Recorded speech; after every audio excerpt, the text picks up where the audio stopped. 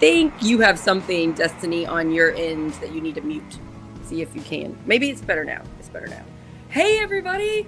Welcome to Mental Fitness episode 2 with my guest host slash badass slash real life Sarah Blessing hero, Destiny Wells. Thank you so much for being with us, Destiny. You guys, I'm going to stop the music early here.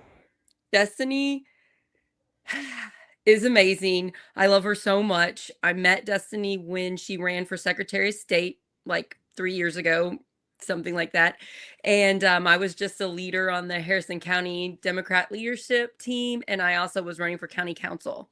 And been friends ever since. And now she recently ran for attorney general, and I have to say you did a really good job. I'm really proud of you. And you went up a lot in how many people voted for you last time to the recent time. I'm really proud of that. Proud of you. And now you are running for Indiana State Democratic chair. And we're going to talk some about that. But the main point of this show, Mental Fitness, is to help you all who maybe can't afford to have a therapist, don't have time to see a therapist, or can't get one, you're on a waiting list. We are going to offer you the best tips we can think of to help you with certain things. And this is part 2 on anxiety. Destiny Wells has dealt with extreme anxiety and gotten help, and she's still one of our top Indiana State Democratic leaders. So she's going to tell you the challenges she faces, which is pretty brave and honest of you, Destiny. Thank you. And I'm so excited about this. So, Destiny, thank you for coming on the show. Second episode, brave of you. Can you just tell us a little bit about you? And I'm just so excited to have you here. Thank you. Yeah, well, I appreciate all that, Sarah. Likewise, fan. I met you, and I believe at a county function. You guys have an amazing headquarters. You know, everybody knows about it. It's right around the corner from, well, it closed now, right? But it was right Yeah, it's just temporary. Yeah. We're so lucky. Driving down the first time, and I was like, wow, so thanks for having me. Thanks for your involvement. Thanks for really just jumping into reorg. We both have ran for office now and kind of, understand a lot of the space and that we need to improve so that we are welcoming for people like us. I think something that motivates me a lot and how I approach this is that I want people to have a better experience than I did. It's just not acceptable. Some of the stuff that I've experienced within the party, and it's our culture could improve. That is something that takes a long time, maybe even multiple cycles to improve, but it has room for improvement. And so what I've brought with me to the party is my lived experience through other organizations, and that's primarily the military, especially being a woman who grew up in from the age of 19 enlisting to where I am today, 22 years later as a lieutenant colonel, and experiencing a variety of stressful situations that left marks, situations that made me better. And so I'm trying to bring that experience, even to the extent of having taught it now, because I'm at the point in my career where I teach our organizational leadership. Awesome. And bringing that with me in my personal toolkit and trying to really apply it this reorg. But I've had to get in a really vulnerable space more than I wanted to. I can't say that I really wanted to blast my personal information to everybody, but I felt like I was on the defense and I needed to start being on the offense, and that it was my story to tell, not my story to be framed by others. And so I kind of had to jump out and get a little vulnerable. But it felt like the right time, because, when you're running as a candidate, you have got to be smiley face, and you can't talk about criticisms of the party or your experience, because you don't want to be counterproductive to the collective mission of winning office. Right. So that's why reorg is so special for the party. It is a time to just kind of pause, reevaluate, and move forward. And so we are in that reevaluation phase right now. And I say it also too, I unfortunately am finding, and I know you've been an audience to this, it's also time for people to settle scores. And so it really makes us dig into our mental health and talk about our resilience and how we continue to live in this space and give ourselves to the mission of getting people elected to office, improving everyday people's lives through the political machine, but at the same time surviving it ourselves. So I'm so glad that you asked me to be here to talk about this. Girl, I am so proud of you and impressed for you, and just so thankful as a person that lives in Indiana, as has 3 children living here. We want to stay in this state. It's beautiful where we live in our rural town. And to see you fighting for us, to see you fighting for women and women's rights, to see you fighting for my children and their public school, to see that you are aware of the Indiana State Democratic challenges, the county challenges, the district challenges, and you have great plans for making the party more welcoming, and you tell everybody those plans.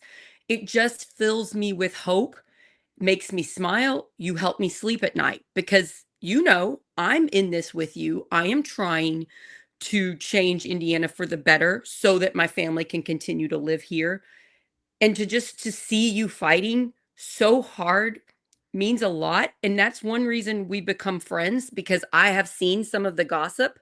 I have been a part of some of the false gossip when I am aware of it and I've been told it, and I went and reached out to you, and we tried to clean it up as best as we could, and how much it hurt you personally, and it hurt me too because I love you as a friend, and I'm just so proud of you for how you handled that situation. Some people behind the scenes know about it and some don't. The specifics don't matter. The fact that people are going after you because you want to make positive change, and change is scary, especially for those in power. The way you handled the situation shows how mentally fit you are. And that is why I wanted you on this show. I wanted everybody to see you recognize your own faults. You recognize when you were misunderstood or when you were told wrong information and you acted in a way that maybe is not perfect, and you'll acknowledge them. I've heard you say stuff to me. Oh, maybe I could have handled that better. I've heard you say that multiple times. Yeah, me too. Same. I could handle lots of things better, because when you're doing stuff for the first time, you're not always doing the best. You got to learn. And seeing your willingness to grow and change and admit fault, that's a great leadership quality. And if all of our leaders in government positions in our country and in our state had the ability that you do, think about how much better our government would be right now, you know? Yeah, I think it's a balance. Um, you know, I actually have a backstop, Sarah, on that. In being transparent and telling your vulnerabilities when you are in addition to that trying to lead. I think I heard like Michelle Obama say it on an interview once, like, I'm not going to go tell you all my stuff because like I have to have your confidence in me too. And so then I've also served under leaders where I've made a personal rule for myself, and I have said this to other people while I've been running for party chair, is that there are people who are great leaders, but sometimes there ends up just being a lot of baggage, whether they intended it or not, but it starts to become such a distraction that no matter how well intended they are, it detracts from the group effort. And so like my personal philosophy is that being in a leadership position is not an entitlement. It is just you are carrying forward the effort at that time, but if it becomes to an extent where it's detracting and it's being counterproductive, you need to step aside. And I've had that conversation with myself, like before I jumped in for a party chair, I kind of like laid out, everything. Because if you run for statewide for 2 years, a lot happens. You're talking a lot. And sometimes you're perceived the wrong way, or you upset somebody you have no idea. And so, or you get projected on a lot. Yes. That happens to you more than others. I think that people project their own faults or their own fears onto you. Well, and I think like that happens maybe too when you're very open and you be vulnerable, and that makes people uncomfortable. Yes. Yeah. And like I've had to learn that like if somebody's yelling at me on the phone, uh they are uncomfortable, right? Like, and so, or like when you're being gaslit, especially like let's think about being young with like a toxic boyfriend or something. They're doing that because they can't handle it. Not because you necessarily are doing anything wrong, but they can't be honest, right? So like you're always self-evaluating and it can get to you. And so I think after running for office for a couple times and self-evaluating and being critical and always trying to figure out how I'm, presenting to people, but at the same time getting extremely frustrated in the organization, being felt like, you alluded to it before, but like let's just frame it like this because there a lot goes on, but primarily I think what you and I have experienced, you've watched me kind of experience is the fallout from running for attorney general. I started out in the organization party building, and I ended up, that's where I had a lot of dust ups, is trying to provide more on ramps into the party and being told no.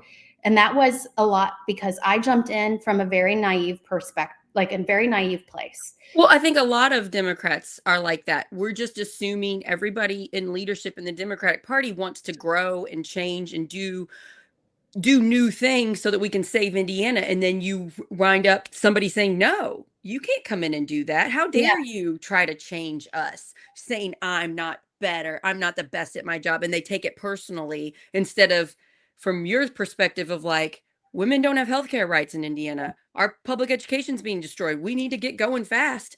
I think a lot of Indiana Democrats identify with what you're saying, and it might be the county stopping them. It might be another, whatever Democrat is in power that they're going to, they might have been stopped same way as you. So, Yeah. Well, yeah. and, like, let's talk, like, we'll frame it with the women, right? So, because it's an easy story to tell. We've all lived it now. Dobbs is percolating. We know that women need to organize. The Democratic Party is not doing like well. It's not returning results to the people. And, it's like, let's coalition build. Let's build out the women's groups in the party. And I had a couple of older, very wise Democratic women be like, Destiny, that's not going to be worth it. And I'm like, no, we have to. And that is kind of where I learned that we are not necessarily doing things to progress the public ends for our constituents. We're instead doing things very internally to preserve notions of power, perceived power, and then sometimes actual power. And that has multiple incentives other than winning, sometimes financially. So it's just it's a beast.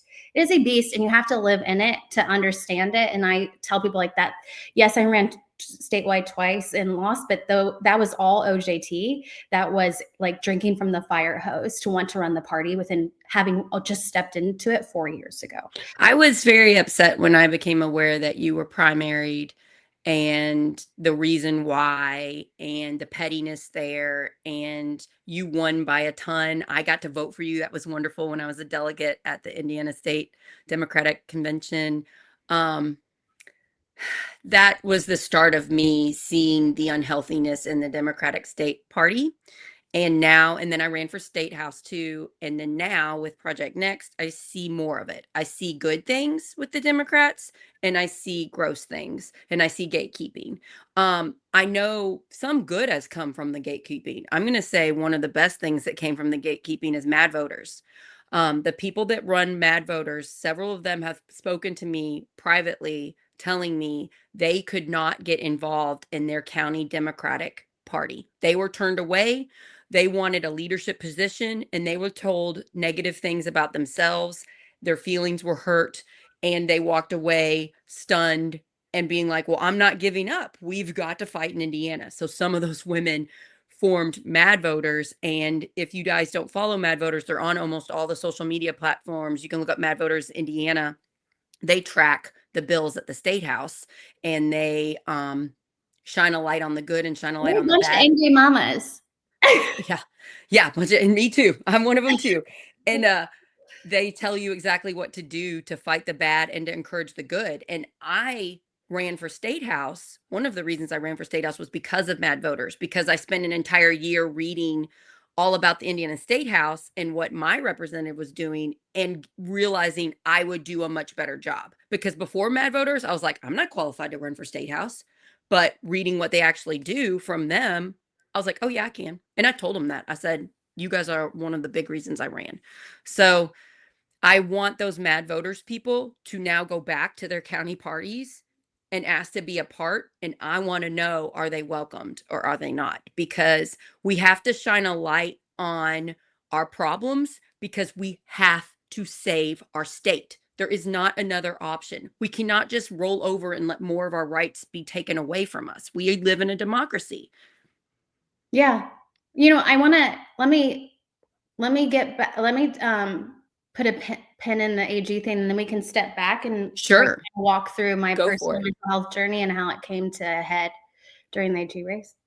And so like just like kind of top lines of what Sarah and I are talking about. Like nobody's entitled to an office or to run for an office uncontested. Nobody. Right. That's true. Let's like, that is not what this is about. It was, unfortunately, what happens, I think, in the party over time is when you don't have a top statewide elected or a real like person that is the face of the party, you get a lot of different chiefs kind of popping up, a lot of different cooks in the kitchen. And so I had not intended on running again. And I was asked, and I very much admire the person who asked me, and really started to kind of wrap my mind around it. And I was going into the race wide-eyed. I knew I needed like $5-6 million. It was going to be a big, heavy lift. We also didn't know what was going to unfold with Biden and Harris. Like I was going to ride the roller coaster. I think you're an inherent gambler if you run as a Democrat in like Indiana. You are playing, you are trying to play your hand and see if you can catch that wrinkle in the cosmos sometimes. And so that's what this race was. And I came out full throttle. I was on media, all the things. The day I announced, somebody from the inside called me, and nobody had told me that there was a concerted effort to kind of just destroy my race.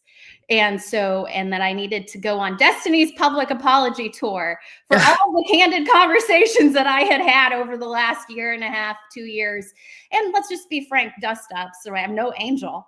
No angel. It's kind of wait, a shocker. You're not perfect. Me neither. I'm not perfect either. What makes this effective though, right? Like you take what you get, guys. And so I was told specifically, like, the effort is to make you lose it. This was a group of mostly women in the party. So they wanted to mentally take you down. They wanted to hurt your pride and your ego and teach enough that this messed you up and teach me a lesson. Teach you a lesson. So pettiness there. Well, yeah. I would say jealousy too. I've said this on the show, you're very beautiful inside and out, and you're a very strong female leader, and that's hard in our culture. I am a strong female leader, and that's hard in my culture, in the rural area where I live. And I'm not going to change who I am to make them comfortable. And I like that about you, that you are you.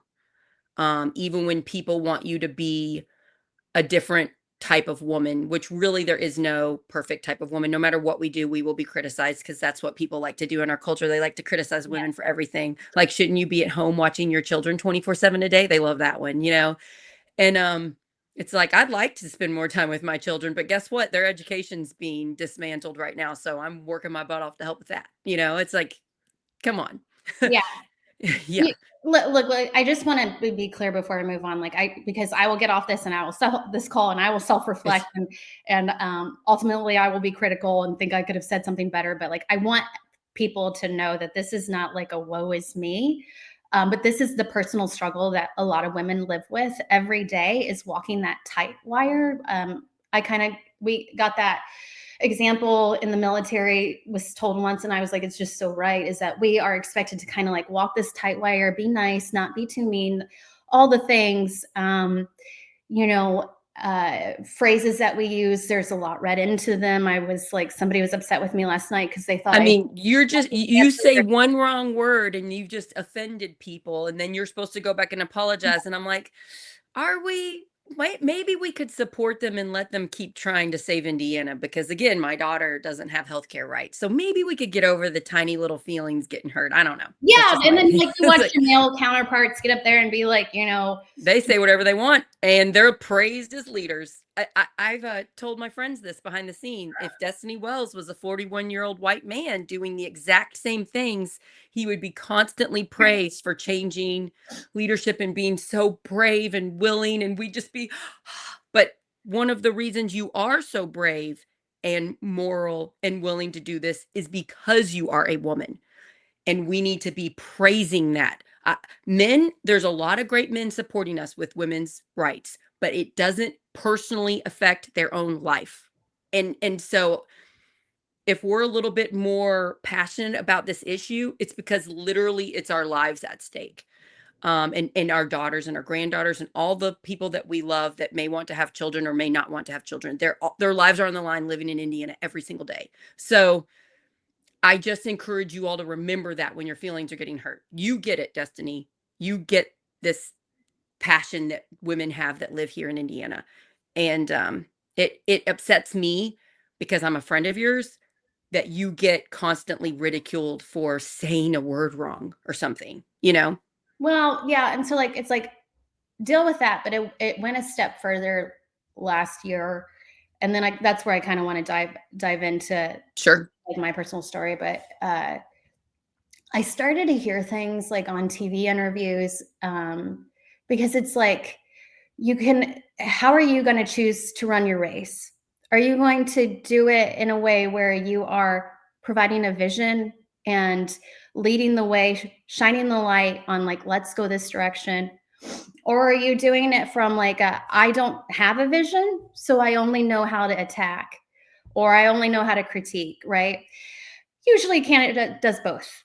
It's a combination of both, judging on the moment and the time, and and I definitely take the gloves off when it's a Republican, but like at the same time, Love that. I Love could that about probably you. have I know people don't want to hear this, but I could have a beer with most Republicans because that's just their like they are in your face. This is what I'm going to do, and I wish that we would do more of that, Same. because while I don't agree with your perspective, at least it's like we understand each other's role.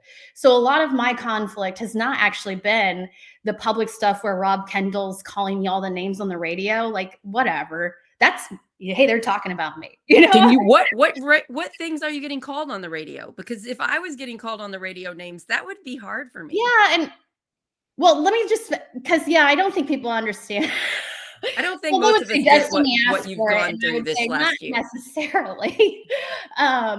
Well, I want to say that like I was hearing things last year like she's not a leader. I just don't see a leader. She's and like these are things that I heavily identify with, especially with my personal, like my biggest accomplishments are largely in uniform, even though I'm a part-timer.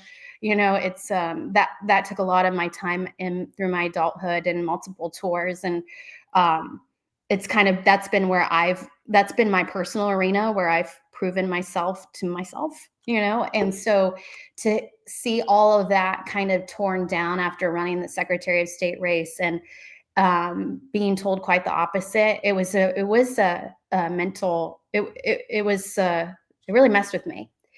And I would talk to my veteran friends about it too. We have some electeds who are in the military too. And when they would listen to these interviews, they would be offended because they thought it also implicated their identity, and also generation, because there's a notion that the generations before us who had office have a lived experience that makes them more valuable than the rest of us because they once were in power. Whereas I think from like our foxhole, our perspective, it's like I was in high school, or like I haven't been here. I was just off the phone with an SEC member who's about our age, and he's like, I didn't know what it was to win. Like I didn't grow up in that environment. And then I'm like, yeah, and a lot of us, in addition to that, friend, grew up in an adulthood framed by war. And that's kind of like where I want to go with this, but framed by a whole different experience, constant conflict. Yes, constant. So you were faced with constant conflict a lot of it within your own party, which I was horrified when I found out what was going on, because I just blindly assumed the Democratic Party recognized what a wonderful candidate you are, what a great person. You're young, but not too young. You're the right age to be very knowledgeable, but have the energy and the passion, and the intelligence to do what's needed to pull our state out of extremism. I just assumed you were getting a lot of support. And being your friend, I found out, no, you were mentally struggling and you were having a lot of anxiety, and the support wasn't there like I just assumed it would be. And I did not have that. I ran for state house, which is way smaller. It's 1/100th of Indiana, where you're running the entire Indiana. I had some criticism, but mostly it was just nice support down here in this little area where I have a lot of friends. It I was just really sad and upset for you, because I care about you, and also because I have struggled with anxiety, so I know what it does to your body and your mind and your mental health. Um, how did you pull They yourself called out me of it? Abortion on Demand Destiny Wells. What did they call you? What? Abortion on Demand Destiny Wells before we leave. That's on the radio Oh, here, but like that's just from the coming out of SB 1 and 22. And well, being it's the right to life fake propaganda that the yeah, Republican people they've push moved out. with that though. I am now Indiana Beto. I think that's good. I like I Beto know, a I'm like, lot. I like He's Beto. and if most people probably don't know who he is, so I don't see how that one's gonna stick. Yeah, and then they don't know who they're when they say, abortion on demand. They know exactly that's me. In fact, Sam Barloga, our comms director for the party, we were at IDA, and Sam's dad came and he's from the region, and he drove down through Indy, and he got to IDA at French Lick, and he goes, they really don't like Destiny on the radio in Indy. And I'm like, well, of course your dad listens to FM. So anyway, yeah. So the anxiety really peaked, and it was already peaking. It was already hard to deal with coming off the 22 race and losing to Diego Morales. Like, let's just be honest. You go out, you do everything in your community. You all that don't know, Diego Morales is currently being investigated by the FBI, for a lot of money. Allegedly being, oh, okay. I don't want you to get sued, Sarah. Allegedly Per being looked Abdul. at So it's by always the FBI. yeah. And there's a lot of shady things going on. If you want to look up Diego Morales, you can see the news that has been reported on and this is who Destiny went up against. And if you read the actions of him compared to the actions of you, Destiny, it's very upsetting, because one person seems to care about Indiana a lot better, and one person seems to be in it for themselves. So it's frustrating. Well, and it was, I think it was a race that was emblematic of like how far gone we are on straight ticket voting. And that's not me just bolstering myself or my race. I mean, I watched like lifelong party members be like, if this race is lost, we are in even a worse place than we thought. And so, but the race also was, I just needed to go to the beginning, but before we leave, in case I don't mention it, there were a lot of claims of sexual assault by my opponent. I had multiple women come to the campaign and tell their stories to me. Oh, so sad. I'm still friends with some of them. The stories all were the same MO. They're all So like, on Diego Morales's campaign, he was accused. There were multiple women that he came had done out. these things in the past, and that the Republican electeds knew about it, and they had looked past it. Right. Okay. All like just like small statured women, same MO. Some of them actually very politically affluent, upset parents. One parent had been like a big donor. The governor had been at another one's wedding, and he never would acknowledge what was going on, even when she came out with it. I think like coming off the race and losing, and this is all alleged, right? Because I don't want to see in trouble, but like I need people to understand how nasty and bad this is. This is the Republican part, is that when that race was lost, one of the alleged victims, who had personally, I believe her, alleged victims who had been helping in the campaign because she wanted to do everything she could to stop Diego Morales from getting elected. Personally, she told me she received a phone call from the governor's team after the race, checking in on her because that was a complicated situation. And the governor did not. The governor said that on the air that Diego would be a basically benefactor of like being a member of the party and he would get his vote. The governor was at this person's wedding. It's so sad. It tore. She's not a Republican anymore. She's more independent. But you know, it's just watching how nasty and knowing like it is, and then knowing, and this is kind of where I'll back up and take you on my journey, that's been my whole life struggle, and watching, not just so publicly facing losing like that race, but knowing what these people got away with and that it's everything I stand against. That really started after the race where I like had to end up kind of just pausing and concentrating on my mental health. But you know, I don't really regret things often. I do question that AG's race because it really exacerbated. And I remember a moment after I got asked, and I remember telling him I was at Fort Leavenworth in uniform for a 3-week course that was already heavy. It was with all a lot of Army leadership. I've been in command too while I've been running, like, so I've been in charge of soldiers for a while now. I remember saying like to myself, you are not healthy enough to do this. Oh, I'm so sorry. But you have to own your decisions.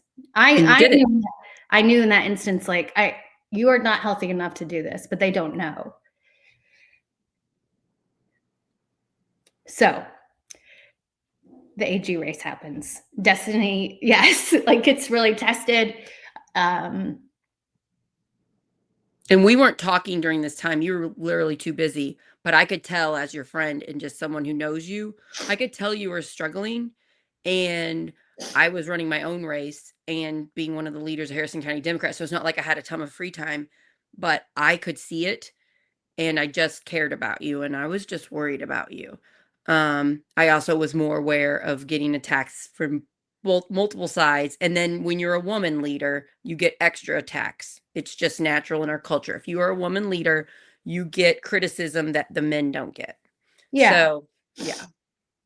So here we are today. And, you know, it's like, I tell people, actually, I hope he doesn't care about Adam Dickey. You know, I'm like, Adam, you know, I've had my battle scars from this race, like from these last couple years. I find him to be a fantastic sounding board. And he was like, they're beauty marks. I like that. They're beauty marks. That makes me proud that he's our District 9 chair. Yeah, but you know, it's like it's that learned and lived experience that I think it does not make me less qualified. It makes me more qualified. It makes you more, so it much. Makes me kind of want a mama bear over some of our I had a discussion with one of my one of the adversaries, right? Like personality wise, I still trying to do our best and get through and have phone calls and talk about the future of the party. But one of the people I'm referencing, that created some of this, and it was a two-way street. I said, like, we need somebody who's going to take care of these people, who's going to take care of our most promising candidates. Oh, you're so right. And not throw them into like the buzzsaw and then be done with them. Yes, you're so right. And I just want to throw in, money-wise, we need to protect State House. I was a brand new State House candidate, knew nothing what to do. Indiana Rural Summit, Michelle Higgs, they helped me a lot. And then Tim Peck helped me and his team helped me. But the State House candidates, if they get a bad campaign manager and that campaign manager just takes most of their money, and I've been finding out some of the bad ones. And I know. We've talked letting them know which ones are bad. And then they go after me. And I'm like, I don't care. Go after me. I will do whatever I can to protect our brave and willing Democratic State House candidates. You know, we're not just going to throw them into the wolves. We can't. I described it to one of our up and coming women leaders the other day. I was like, it's like it's almost like a concerted effort to put out their light. Right. It is. All It these is. people come to the If you don't space. follow what they're doing, if you don't do their power, they will try to mentally take you down so you leave. And I'm gathering all of us. This is why we're talking, Destiny. No, we tell them no. We will work together. We will shine a light on a bad, shine the light on the good, and we will keep growing. And I'm so proud of you because look what you've gone through. I mean, No, I'm a typical mom. Nothing there. been there. Go get it, girl. I'm going to go ahead and talk about some comments while Destiny gets a Kleenex. Carly saying we Well, I need just don't want to be change. sniffling in your mic. You can go get it. I got a lot of people that commented. Carly says we need change. I'm glad I'm seeing more women stand up for change. She also says she didn't know how Mad Voters started. It's amazing. Yeah, same. It's sad, but then also I'm so glad they didn't just stop fighting. Courtney says we need to remove leadership within the party who are holding us back regardless of feelings. In my opinion, need new, fresh, young people with drive, creativity, and challenging the status quo. I agree with you on there. I'm also willing to just say if you are one of these few people in Indiana Democrat leadership and you're willing to accept new people and learn and grow and change, stay on. That's fine. But if you're unwilling and you're openly going out and you're hurting the mental health of the leaders that are trying to change, you need to leave. And I think right now they need to be making some decisions because we're not stopping. We're growing. All of the Democrats in Indiana, all of the independents and Republicans scared of their rights being taken away. We're growing. We're going to keep shining a light on anybody that's stopping positive change. So they kind of need to make a decision in these next few weeks. Well, which side do they want to be on? I mean, I used to say in my first campaign, because I started to feel the pushback, is that the future always wins. Right. And I mean, and I don't know how you center yourselves, but sometimes when I'm just like really needing to dig deep, I center myself on my kids. Right. And like that this is for them and just to, get through this. But I did have a very poignant moment with the same person I just mentioned my discussion with, saying like we need to protect. Yes, that's so important. Like yes. I already have my eyes on like so many people throughout the state of Indiana who I know are going to have like these amazing careers ahead of them. They're going to keep going, and like I want to mama bear them. Me too. Part of the reason I want to run for party chair. And then that's a national conversation that's happening too now about the donor class, about vendors taking advantage of like the satellite economy that the party has become. We are setting ourselves up for success for the next 4 years by, I was really proud of Mike Schmull, and he really went out on a limb. He did not have to do this. He cashed in like all his capital at the end of his chairmanship. And I want even the haters. Mike Schmull is current chair of Indiana Democratic State Party. I want even the haters to hear this because, it just comes with the territory. But he made sure that he led us through getting an ethics committee for the next 4 years, which we've not set up. So the next chair will be able to set the ethics chair. That would be great. I hope we get a chair that's willing to do that. And that should be part of the conversation, Sarah, right? Like I've said, like people should be asking us questions about this because I'm not sure that everybody running for chair intends on carrying this through. Ooh, that's good to know because I'll be interviewing more people coming up. So well, it's prickly. It's a prickly topic because it's basically the ethics chair will be a bit autonomous. Like Mike did make sure that the chair like is not the one doing it, that it's more of an because they would be in control of it. Whether they're So that's they're going to be They're going to be, if you have a sexual assault harassment complaint, they are going to be the person who receives it. There are, people are questioning the legality of this, why can the party do this? The thing is that this is a conversation that a lot of organizations have. Our U.S. government had it with the Department of Defense, right? Like I used to, when you would report, and this is really kind of going back to the beginning of my story, when you were to report something, it would be to your boss, it would be to like the commander, and they would not be objective because they felt a reflection of them. So, that's why I'm like, we need lawyers, here step by step, making sure that we're doing this, and because it will be a work in progress. It also is going to require a code of conduct be signed. And I mean, that's a great idea. This goes hand in Code of hand. context, great idea. Yeah. Yeah, it's like running it like a healthy company. Like you've worked, well, a lot of people have had multiple jobs, and who your boss is, who's in charge, the systems set in place of organizations help determine how healthy your working conditions are. And you're saying we need to protect state house candidates. As a state house candidate, I'm full on, yes, we need more protection. So you're willing to set up to change the systems, and Mike Schmoll is helping to start that. So good job, Mike. You're willing to do this so that the Indiana State Democratic Party is healthier and we're protecting our most vulnerable volunteers and people that come and work for us. Yeah. Right? Yeah. But let's just throw it out there. People that have skeletons in their closet and baggage do not want to see this done. Well, I'm sure those are the people that are now gossiping about how bad Project Next is, because once they've caught on that we are not a Democrat media or Republican media, we are a people first. We put people first every time. They have said, don't follow what Project Next is doing. Follow the Indiana State Democratic Party. Well, that's your first clue that there's some skeletons there that Project Next is not afraid to shine a light on. Yeah. And what did I say at the very beginning? I said, when your baggage becomes too much of a distraction, you need to step aside and let somebody else lead. Mm-hmm. Because it's just not it's not about you. It's about the group. And so we're also, we're kind of behind. I think like over 30 states have a code of conduct. Wow. So if you want to run for office, or if you are sitting elected and you want those tools from the state party, like van access and others, you will have to sign the code of conduct. And if you don't, then those, to be determined. We had the initial conversations of like, well, we could withhold resources.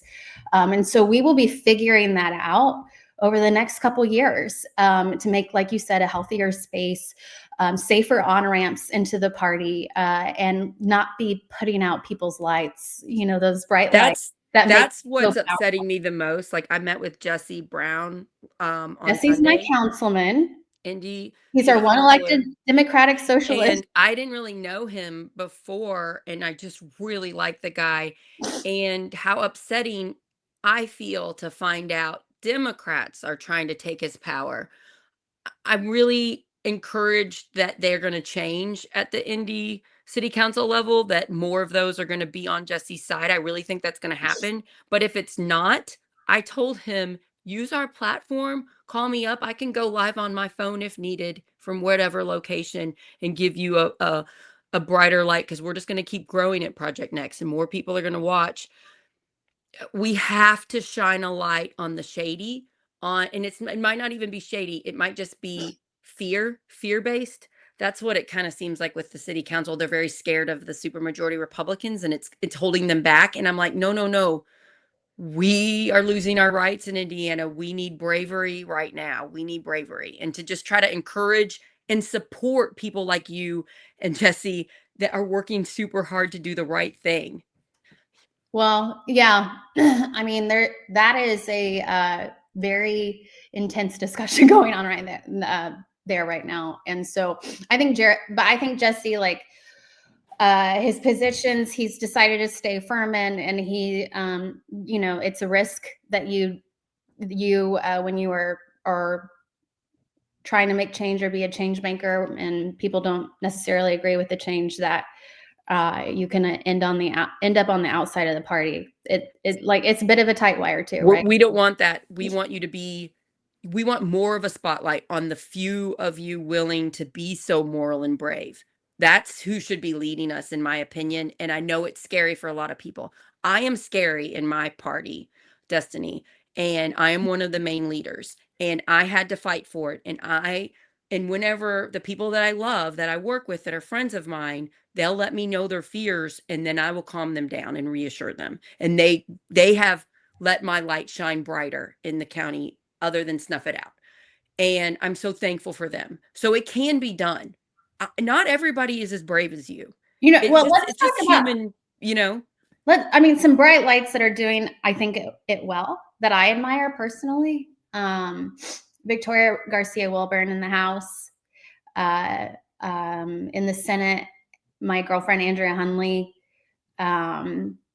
Rodney Pohl up in Northwest Indiana, there are just a lot of bright lights that I think are very promising. And I so, like Shelley Yoder down here, our lone little state yeah, senator we got in the Bloomington Kelly. area. And so, like, we need to, I challenge myself to keep perspective. And so sometimes I just live as a fangirl of these people so like ride the wave together. And I've told people about running for chair. Like, I don't mind relishing in others' success. Yes, I love that about It gets a you. little bit burdensome It's to be not all front. ego about just you. It's all of us doing this. Yeah, and when you are truly an organizational team player, that's how you see things. That's how you continue to fill your cup, right? Because, and I think that obviously this space attracts a lot of people who are narcissists, and people who are thin-skinned, and people who are, they're effective, right? Like, and I talk about that. And they're brave. Those people are brave in a different way than normal people. Yeah, like, they're good for certain things, and they are oftentimes effective politicians. And they come across as caring too. It's sneaky. Yeah, it takes all types, right? Yeah, So, yeah. I'm openly working with some of these people because even though they're in it for themselves, they are advocating for the right thing, and you do what you got to do to save the state.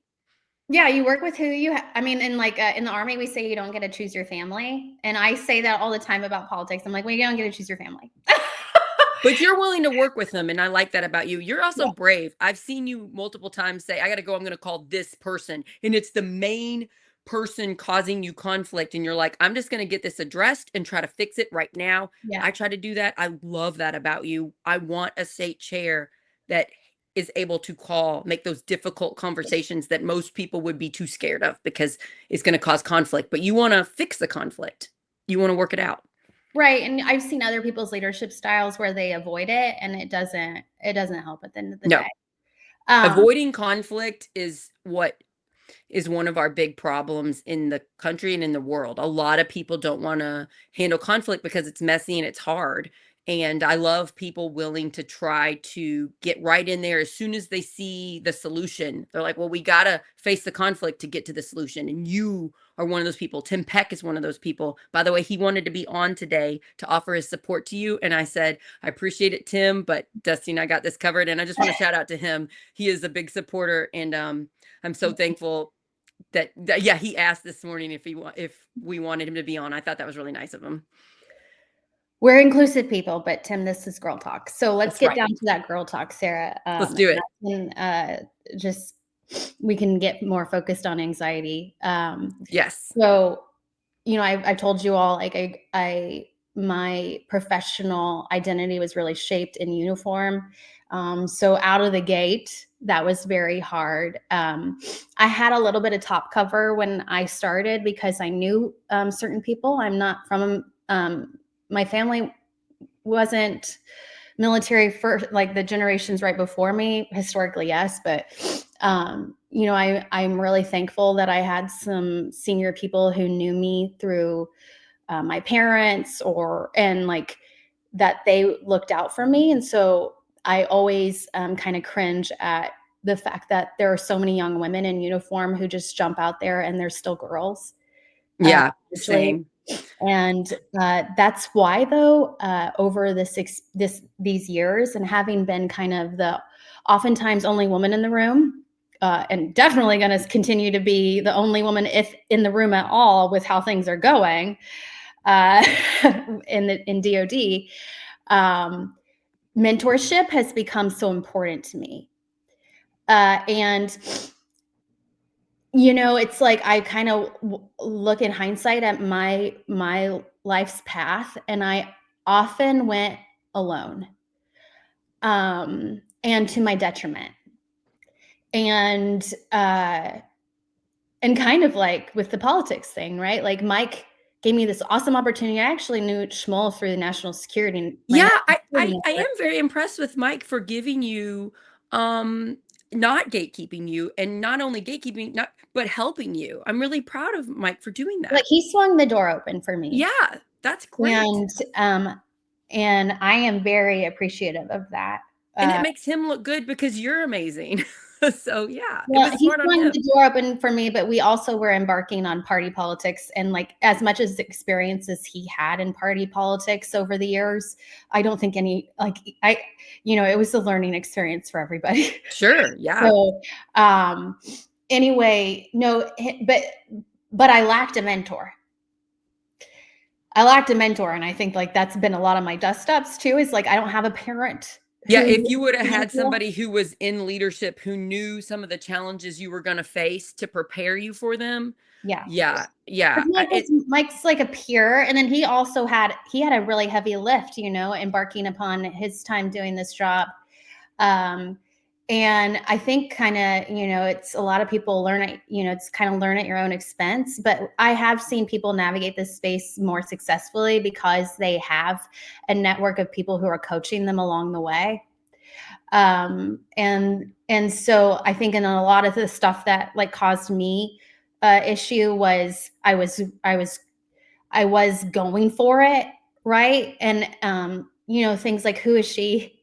Like, who does she think that? I remember coming home from Afghanistan and being a lawyer, and I wanted to get more involved in politics because I had experienced the Trump administration in 2016 in NATO to 17, and it was very formative for me. And coming back and then being like, well, you could be an LA, and I'm like, a legislative assistant, like people out of college, like I have skill set to offer.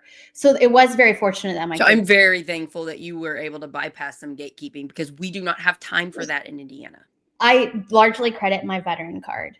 And I tell other friends in uniform, I say, use that VIP pass. My other veteran friends, For all they you have can. great leadership skills. The military teaches you how to be a good leader, really helps you with that. Well, and whether authentic or inauthentic, the party likes it, right? So the party liked the profile, but maybe not my opinions. Right. If you did it exactly the way they said, maybe, I don't know. Yeah. But you're your own person. So mentorship is like so important. And when you don't have it and you're going alone, I think like over time, it can really exacerbate underlying issues. So I think a lot of people in this space are perfectionists. If you like look at them in the high school yearbook in the index, they have like a bazillion pages after their name. And so that it tracks this type of personality. And also kind of in military leadership. So a bunch of go-getters, great, but need shaped by outside forces, and those are called mentors. So we don't do a good job in this space with that. We claim we do, but we really don't. We're trying in different spaces, who's moving forward, etc. But I think it will take some generational turnover for it to actually. Another good thing of the gatekeeping is there are all these other local nonprofits and organizations that have popped up in Indiana because so many people are upset, regardless of who they've been voting for in the past or not voting. A lot of us are upset about what's happened in Indiana. So I see a lot of them down here in Southern Indiana. We have like a women's caucus now. There's a new group called Liberal Leaning that I got invited to speak to. I think it's March 12th in New Albany, to try to help them lead. And a good Democratic chair for the state can help welcome these people to the party so that we can grow and organize, get more precinct chairs, get the best county chairs. If we come back around and say, we're so sorry that in the past we didn't welcome you, we are now, come. The mad voter people, come. Get in here, I think don't you want to do that? You've told me before. Those are the conversations I'm having, right? Like I meet with people. Being the coalition and expansion deputy chair meant I got to go to all these groups and hear their stories of how they've been shut out over the years. So it's been nice to reapproach some of these people and be like, okay, it's our turn now. And I heard you told me a story about about pastors being shut out of the Indiana State Democratic Party. They'd like to have a role in leadership, and you're like, yes, bring them in. Yeah, there are other states that have interfaith councils. It's very doable. So yes, that's a large part of my platform. If you're doing a good job and if you don't have giant skeletons in the closet, you should not be scared to welcome more. I'm one of the main leaders at Harrison County Democrat. and I would love more leaders to come in and help me because I am getting too busy with Project Next. So I would like more people. Um, you're saying that too. You're not going to be like, I have the power. You stay Well, and out. not everybody needs to be in a public facing role, like so out on stage, right? Like when Right. people want to criticize me, I'm like, guys, I have had 2 oppo books done by two of the nastiest Oh my Republicans. Diego's team, Rakita's team, Oh, that sounds so they've stressful. both done oppo books on me. You know, I've held a top secret security clearance for 20 years now. Like I have some parking tickets, but like you guys can try to frame my story against me, but you really don't. I mean, there's nothing there. But you have to It's be all God. mentally fit enough, Destiny, to be able to say, I'm not perfect. You don't have anything bad. You're not a bad person. You're a real regular person trying, like most of us. The fact that you're okay with somebody saying something, whether it real or not real, you can handle it is amazing. And not every human is there yet. They're not as mentally fit as you are. I heard a young gentleman. I was at this Black Panel of Excellence in Fort Wayne last night. Sean Johnson organizes it. One of my girlfriends, Bree Andrews, was moderating, and it was a young Black entrepreneur. And he said that he had heard the advice that you have to know yourself before you can help others. And so I feel like that these last years, if I had more to know about myself, the party really stretched me.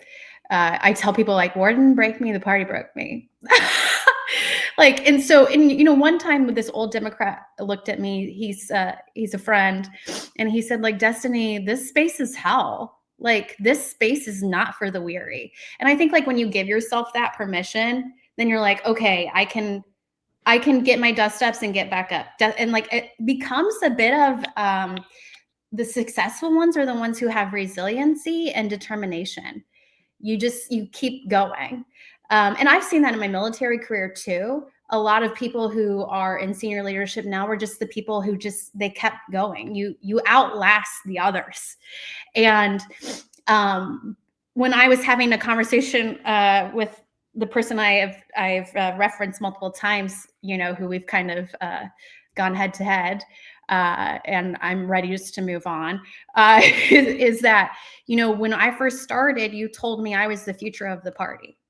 When we were getting along, before you saw me as threatening, you said I was the future of the party. And ever since you said that, you have fought me every step of the way. Why is that? And so I think like we're very emblematic of these 2 generations that are trying to make it work, and having to have these really difficult conversations. And so anyway, you know, mentorship's important. I watched myself go alone. I think a lot of people come into our space and they're going at it alone. We need to be able to scoop them up and help them through, because it is a lot of mental gymnastics, politics.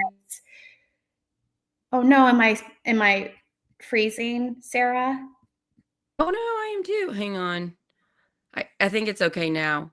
Are you okay now? Yeah, I have full. You froze. You're freezing to me. Now? Let me fix it for just a second, you guys. You work on your connection, and I'll just talk, Sarah. And somebody type in the comments if it's actually me, but I think it's Sarah. Okay. I know what I need to do. Is it back on? Yeah, it's back on. Sometimes my internet's been causing broadband in rural Indiana. What?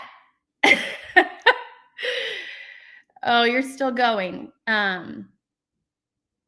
It's Sarah. Okay, Nikki. Hey, Nikki. I got your message earlier. That should be the last. That should be the last one. It had to do 2 switches. Sorry, you guys. Okay. Internet problems. Oh, hey, Deanna. These are so many people in the comments who are, I know, or comment on my social media a lot. So it's great to see you. Thanks, you know, you guys. We need to, like, you know, be like I said, mentor more, but to get down to the anxiety piece, because when you don't and you don't have those checks, the anxiety can really start to escalate. And so what I found myself with is that I had I call them my suitcases, not baggage necessarily, I like that. but like I have these suitcases that I carry around with me of my collection of experiences over the last 20 plus years in a testosterone ridden organization and in the military. And so those suitcases now include stuff that has been quite traumatic. It's been, like I said, going alone without a mentor, not having a woman to step in and be like, Destiny, you need to be more concerned about your safety. Destiny, you're being manipulated.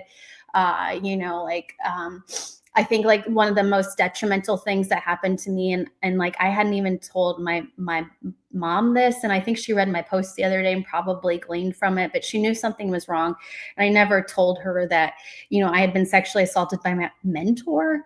I'm so sorry. I'm so sorry. So it framed a lot of like it contributes to your anxiety over the years. And then another time my parents know about this, but it was more of a battery, and it was a class peer who's a like father of three at the time. And it was early in it was like 2007-ish. And we have made a lot of progress in the military for women to be able to come forward and say things. Yes. But I'm so glad. Yeah. This was a very traumatic experience where like I got extra duty for making myself vulnerable. Oh. And where one of the other women came forward and said like, hey, he did this to me too. And the big boss, the colonel, like said, and this is like when we're all like becoming officers, if you would have come forward earlier, this wouldn't happen to her. Like the exact blaming the victims. What about the person that's doing it? I mean, it's like, for me, when I read back into how women were dealt with, like I think of like things that happened in the 90s that were like tail hook, like very egregious things. But I think like my generation will have like its stories too. Like that. Just a side note, every single woman that is friends with me that was in the military has told me they have had the same thing happen to them. So it's not like you're one of the few here. Yeah, well, so it does a number on you, and then like you walk into spaces where you're the only woman and you're being perceived the wrong way, and like I kind of, the longer you stay in, I feel like the better your peers are, because it kind of weeds out that a lot of who needs to go, and so I actually started to become much more comfortable in who I was as an officer, and then. I had a mobilization that was really rocky for others with a really bad toxic boss. And I ended up being like I've always been like this. I was young, but on the general staff.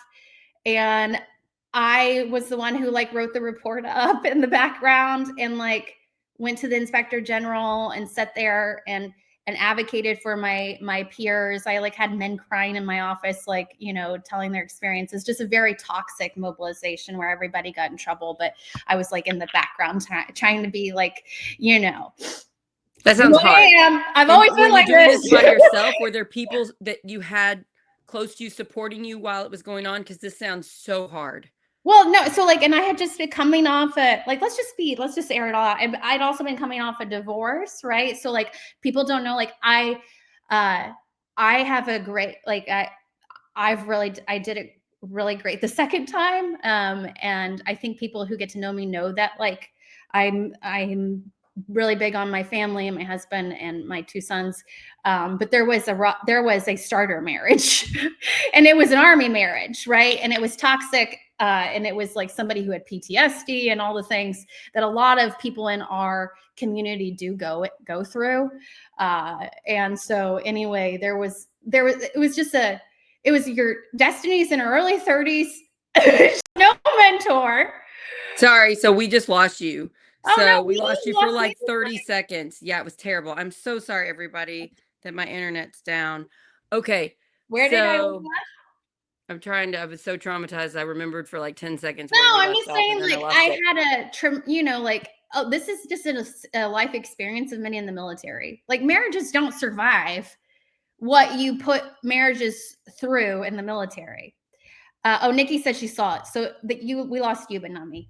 Oh, good. They just don't survive. Like, we were like abroad, you have no support system, like you can't get a job because you're in another country, and like a lot of times the spouses don't get jobs, so like you have to be really strong, and like that's just the lifestyle.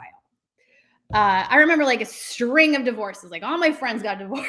We all got divorced, and I went back home and went back to Indiana, and that's the reason I'm here, right? It's like I boomeranged back, and I swore I would not stay. I'm so glad you are here. Thank you for being here. And I kept trying to leave, and I boomerang back. I kept trying to leave. I boomerang back. It's like the millennial generation, or the boomerangs. And ultimately ended up falling like in love with my husband, and we're here, and we co-parent. We have like a beautiful blended family. And so anyway, I like stuck in Indiana politics because I'm like, I'm not going anywhere, and I'm going to make it better. Now I have a family here. And I think a lot of adults end up in those situations, and that's kind of their story. And so I ended up going to Afghanistan shortly after all that. And it's Donald Trump, and he takes over, and I'm just like really alarmed.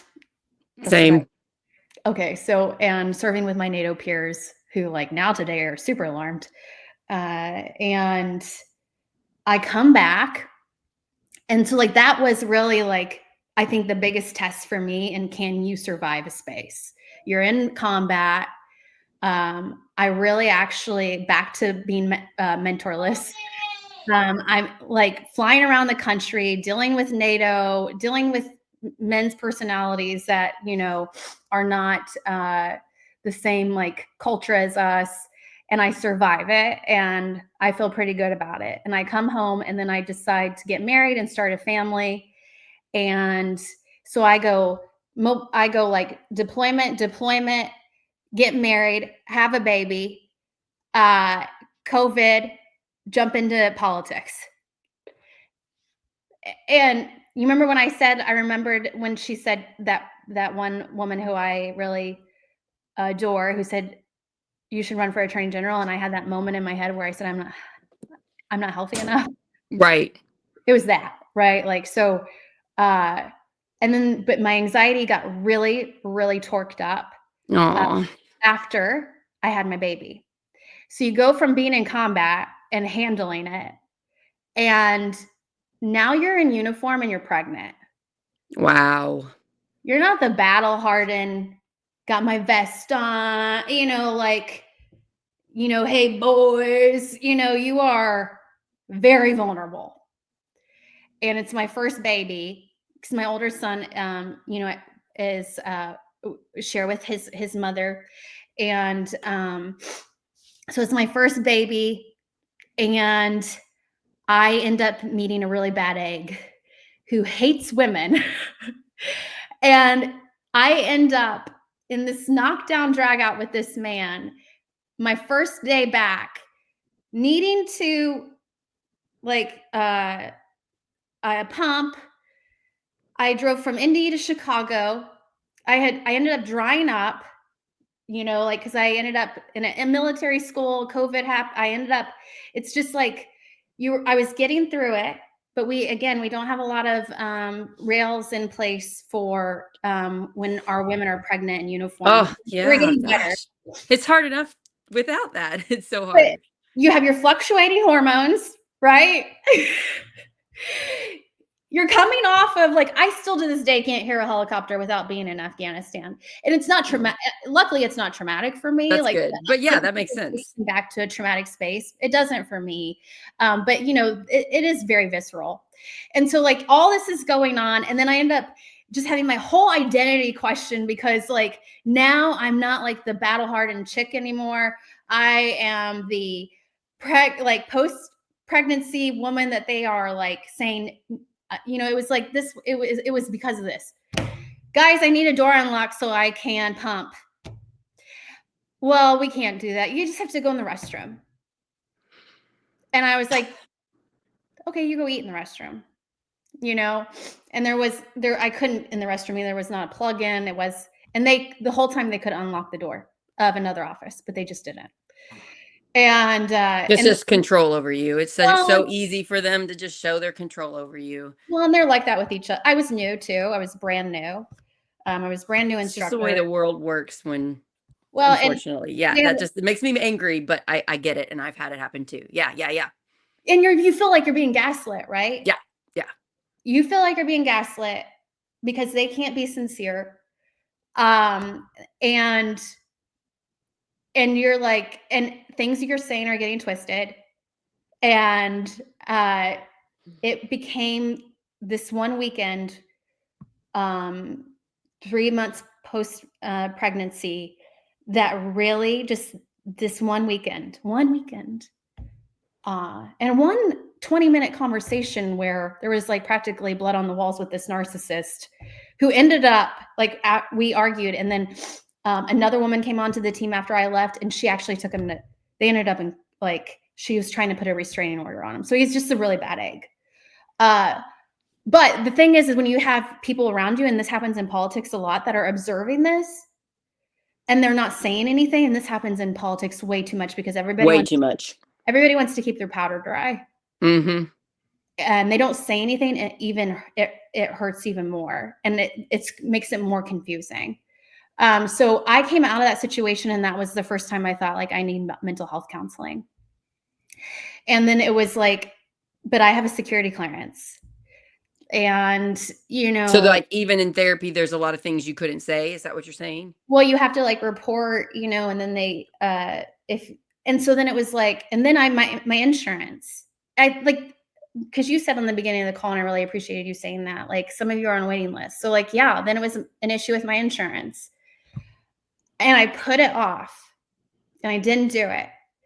And I would look at my husband and I'd be like, I know I'm reacting out of proportion to this situation, but that's just your alarm, like your alarm system goes on inside. Yeah. And I feel like a lot of us that are paying attention to what's going on in politics are like that. And that's why I'm trying to start the show to help people. Well, a lot of us are like that. I have to bring myself down. Tim Peck had to listen to me talk and helped me with it. And I help him with it because both of us are in it and we get stressed out. Yeah. Well, and then like, but your self-preservation system, it's just like, you've been wired like that. It's just your wiring based upon your lived experience. When you get so much stress, yeah, you can get anxiety, depression, other things. You're going to go someplace negative if you don't take it in a healthy way, because your human brain can only handle so much. Yeah. So skip forward, get involved in the party, run the race. And you've been asked to, you've been throw myself in there. Cause like I run for secretary, but I like to go back, cause I tell people like it took me 18 months. So February of 23, after the AG or after the secretary race, I kind of broke down and told my husband, like, I'm struggling so much. And I think also when you are in office, when you are running for office and it's like October and you start to feel it and like, like kind of like what it would feel like to have it. And then the music stops, everybody walks off. It's really hard to deal with the emptiness and like the questioning. And so it was just years of trauma that just kind of came to a head. And I ended up having to game the VA system because the wait list was so long. So I ended up, and when I say I gamed it, I had already started to internally just like make peace with the military sexual trauma stuff, but I was not going to be able to get in unless like I gamed it and said, this is stress from military sexual trauma. Because then I get put in a different I think you're allowed to. It happened to Different you. treatment It plan. doesn't seem like you gamed the system to me. It seems like you got yourself the help you needed. Well, you get into a different treatment plan, and then you immediately get care based upon who's got what I'm caseload. glad they do that now. That's nice. That's good. Well, So who's got what caseload at the VA, and so then you do that's that for like interesting. 3 or 4 months. I'm not in the military, so I didn't know that. It's hard, yeah. No, it's the VA is, and it's really sad that we're just tearing it apart. But We um, need to be helping these people that have done the yeah, most to not protect our country. fire the staff, but you know, you get through that, and you're like, it's funny because I end up talking to this VA therapist, and we start in my military story, but very quick, like after 3 or 4 months, I'm like, I'm talking about politics. I'm talking about the party. I'm talking about being mission oriented. I'm talking about my service and trying to like fit in. I'm talking about like I probably would never choose these people as my friends. I see that I'm there. We have to get through this to get where I'm going. Like the mission continues beyond uniform, and like it's just, and so it ends up. I have to be my best advocate in the VA, and they've been great, but it does not go fast. They're very regimented. And so I end up not getting diagnosed with severe anxiety and clinical depression until the spring of the AG race. Wow. So, we talked a lot more than about that. And maybe I should have just started out with that. But that is the story. That is my story, is that, we're women. You turn 35, you're premenopausal, even if you sometimes don't know it. Your body's changing. You have a baby, you put a baby on top of that. You put perception of how you are as a woman on top of that. And then you want to bring all that lived experience as a light into a space of politics. And it can be quite disastrous. I mean, it's very, I've seen a lot of great people, both men and women, walk away over the years. Me too. And so it's like, that is a lot of my personal story, but being in candidate mode, there was no way in hell I was ever going to share it. And so, Sarah, the chair race, I said, like, reorg is also about settling scores. And so like the noise just really ramped up around me. I think like they just thought like, why is she doing this again? And I thought, well, because like I've learned so much, nobody knows the state central committee that's running for chair better than I do. I've gotten to know all these people over the years. And so it's just like, well, we got to figure out some way to take her out. And so like, yeah, I had not handled my anxiety well on the trail sometimes. But it would be just really isolated stuff that there would be like a grain of truth to. And then all of a sudden it would be like something ridiculous where I think a lot of women that try to lead can identify, maybe men yeah, where I'm too, like, but that yeah, didn't even where happen. we're scrutinized to the finest point, and that's a lot of gaslighting when the bully paints you as the bully. That happens a lot. I see it with you. I see it with a lot of good leaders it happening too. I just want to say I will always be your friend and I will always be there for you. You're one of those people that you are fighting for my children and for all of us in Indiana. You get access to call me at 3 in the morning if you need my help. I'm just throwing that out there. Second, I am so proud of you for sharing your bravery right now and some of the hard things that you have had. I'm sorry they happened to you, and I'm really glad you got through them and became stronger. And third, what can we do? Those of you listening that care about Destiny, that want her as a leader of the Indiana State Democratic Party, what can just regular people do right now? We only have a couple weeks left before 33 people get to vote. What can they do to support you? And I also want to say, because we didn't get time to say this, I want to thank you for your social media. You're very vulnerable and open and honest and clear and effective at telling what you've done, where you want to go with the party. And so, guys, follow her everywhere on social media that she's on. I would say Facebook being her biggest one. But what can we do, Destiny, to support you and to help? No, I appreciate it. Keep showing up to spaces like this. people like you, Sarah, are involved in your county party, have access to your district chair, just express your opinion. Or things like, if you hear, I think the strongest candidates have a vision that they're putting forward and a plan. Talk about what you like about that plan, and kind of set expectations for Democrats around you that, this is where I expect us to go as a group. And I don't know, just show up and authentically be yourself.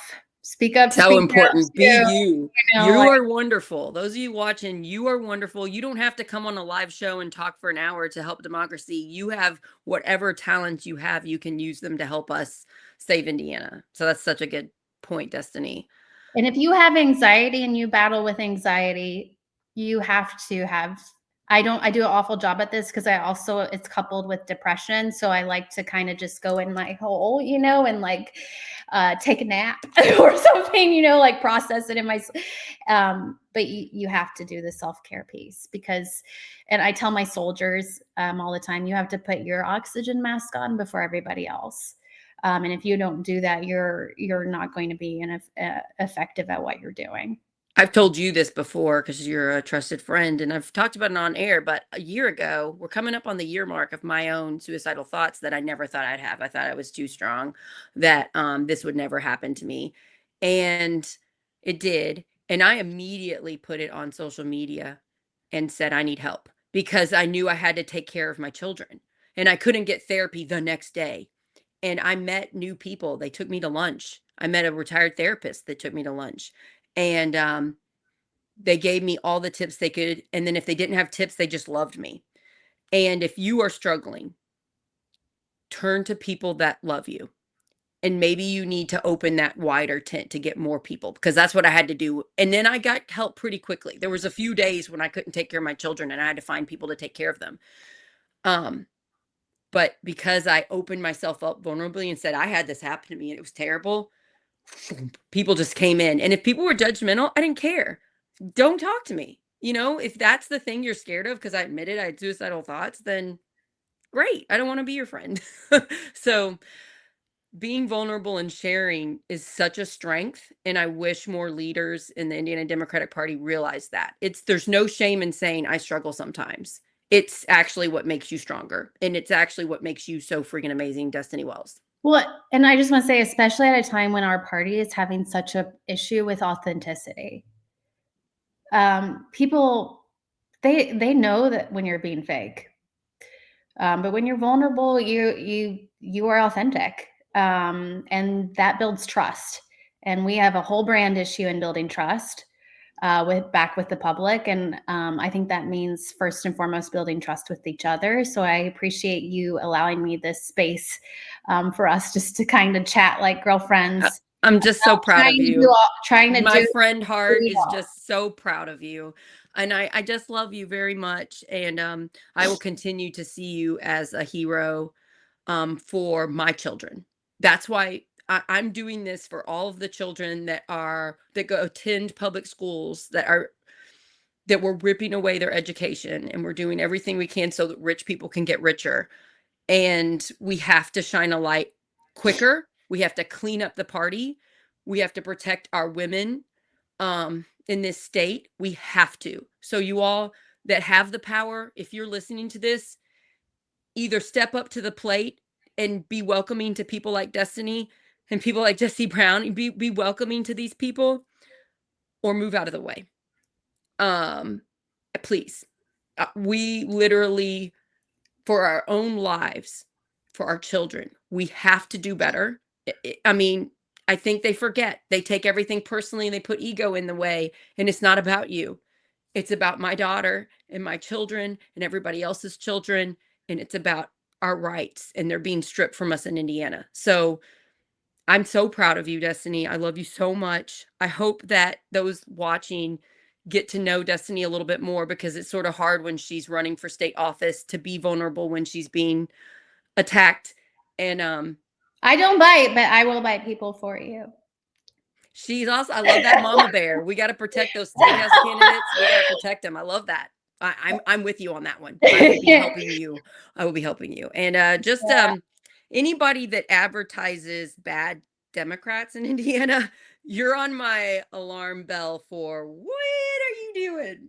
Because I'm seeing that right now, and I'm gonna have to do a show about it because I can't keep quiet about it. I'm seeing it's like just because you got a D by your name doesn't mean you're good. If you're hurting women or you're doing certain things, maybe we need to stop advocating for them. Let's get out front and help change the climate and the culture of the organization, and just keep on going and learn from those before us. Continue to feed off of their intuitive understanding based upon being in the organization forever. It takes all of us, but the future does always win. So let's Yeah. not We're on the right side of history. Come join us. Let's do this. And then let before we leave, quick. This Saturday, most Indiana State Party are reorganizing. We are in Harrison County. This Saturday, we're electing a new Dem chair. The next weekend, district chairs, and then the next weekend, state, right? Is that correct? correct. So if you want to help find out who your county chair is going to be after Saturday, get a hold of them, let them know who you want, tell them to tell whoever's the district chair. Ours probably is not going to change. I think ours is going to be Adam Dickey. I'm going to be talking to Adam Dickey and letting him know who I want. And then if you know any of the 33 people that get to vote, but we have power. There are more of us than them, and they need to be listening to us. So get out there on your social media and promote, share this episode if you can, text a friend. If anybody's suffering anxiety and this conversation might help them, send it to them. Follow us on YouTube. We are one word, Project Next Movement. Please subscribe to us on there. We're doing great on Facebook. Did you know our Thursday episode last week, Destiny? We're over 3,000. I think we're at like 3,200 views for that, which is our Project Next record so far. And we're just going to keep growing. Let's do it. Let's do this. You're doing a great job. Thank you. Love you, girl. Hope to talk to you soon. And everybody, bye. Thank you so much for all. Thank you for watching. We love you guys. Let's do this.